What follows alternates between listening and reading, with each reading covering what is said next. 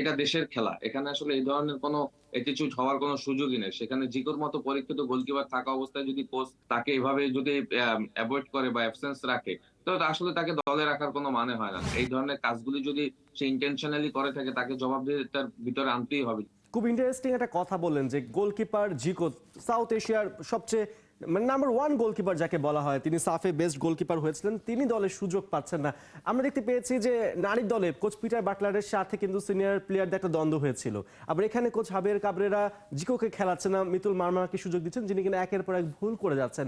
এই যে বাংলাদেশের নারী পুরুষ দুই ডিপার্টমেন্টে কোচের সাথে যে প্লেয়ারদের বনিবনাটা হচ্ছে না, বা আমরা একটা আভাস পাচ্ছি পুরুষ দলে কাবরেরার সাথেও একটা এরকম কিছু হচ্ছে, কেন হচ্ছে এরকম? না, মেয়েদের ব্যাপারটা আসলে মেয়েরা যেহেতু চ্যাম্পিয়ন হয়ে আসছে, আমরা আসলে ওই দিকটা না দেখি ওখানে আসলে তারা বেশ ভালো করছে। বাট ছেলেদের দিকটা দেখেন, জিকো আসলে আ আ বাংলাদেশ দলকে লাস্ট ৬-৭ বছর যেভাবে সার্ভিস দিয়ে আসছে, সে আসলে অটোমেটিক চয়েস ছিল। মাঝে তার একটা দুর্ঘটনার কারণে সে অনেকদিন আসলে অ্যাবসেন্ট ছিল জাতীয় দল থেকে। সে আবার কামব্যাক করে আসছে। জিকো এই মুহূর্তে আমার কাছে মনে হয় যে এখনো অটোমেটিক চয়েস হওয়ার কথা। মিতুলের যদি আপনি পুরো ম্যাচ দেখেন, আমার কাছে মনে হয়েছে যে মিতুল যে ভুলগুলি করেছে ইন্টারন্যাশনাল লেভেলে, এই ধরনের ভুল আপনার কখনো অ্যাকসেপ্ট করার মতো না।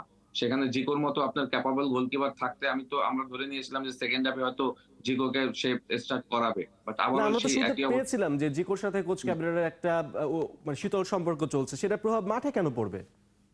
না, সেইটাই। এটা হয়তো কোনোভাবে হওয়া উচিত না। এই লেভেলে এসে একদম হাইয়েস্ট লেভেলে এসে আসলে কোচের সাথে প্লেয়ারের রিলেশন যদি বাজে থাকে বা খারাপ থাকে, সেটা আসলে কোনোভাবে একসেপ্ট করার মতো না। কারণ এটা দেশের খেলা। এখানে আসলে এই ধরনের কোনো অ্যাটিটিউড হওয়ার কোনো সুযোগই নেই। সেখানে জিকোর মতো পরীক্ষিত গোলকিপার থাকা অবস্থায় যদি কোচ তাকে এভাবে যদি এভয়েড করে বা অ্যাবসেন্স রাখে, তো আসলে তাকে দলে রাখার কোনো মানে হয় না। তো সেখানে আমি মনে করি যে গতকালকে আপনি যদি দেখেন ফার্স্ট হাফে যেভাবে আসলে মিতুল মিস্টেক করছিল, সেকেন্ড হাফে আমরা আশা করেছিলাম যে হয়তো জিকোকে দিয়ে স্টার্ট করানো হবে। বাট তাকে কিন্তু খেলানো হয়নি। এটা আমি বলব যে এই ধরনের কাজগুলি যদি সে ইনটেনশনালি করে থাকে, তাকে জবাবদিহিতার ভিতরে আনতেই হবে ডেফিনিটলি কোচকে। এবং কোচের যে অ্যাটিটিউড আমার কাছে একদমই ভালো লাগেনি। ভুটানের যে ম্যাচগুলি খেলেছে ২ টা ফ্রেন্ডলি গেম, সেখানে খেলার কোনো ভালো অ্যাটিটিউড ছিল না। গতকালকে ম্যাচটা যদি দেখেন, সেখানেও প্লেয়ার অনেক একের পর এক ভুল করছে। সুতরাং এখানে এন্ড অফ দ্যা ডে যখন আপনি ম্যাচ হারবেন, কোচের উপর আসলে এই দায়ভারগুলি আসবেই।